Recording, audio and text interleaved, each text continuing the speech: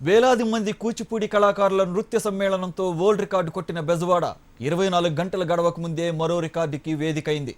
సుదీర్ఘ క్యారమ్ మారథాన్తో బెజవాడ మరోసారి రికార్డుల్లో నిలిచింది.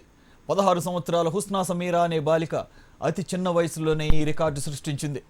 విజయవాడ దండమూడి రాజగోపాలరావు స్టేడియంలో జరిగిన క్యారమ్స్ టోర్నీలో 34 గంటల 45 నిమిషాల 56 సెకండ్ల పాటు క్యారమ్స్ ఆడి గిన్నిస్ రికార్డుల్లో చోటు సంపాదించుకున్నారు తెలుగు తేజాలు హుస్నా సమీరా, అల్లాడ పవన్లు.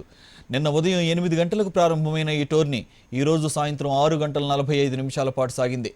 2005 జూలైలో అమెరికా జంట నెలకొల్పిన రికార్డును వీరు బ్రేక్ చేశారు.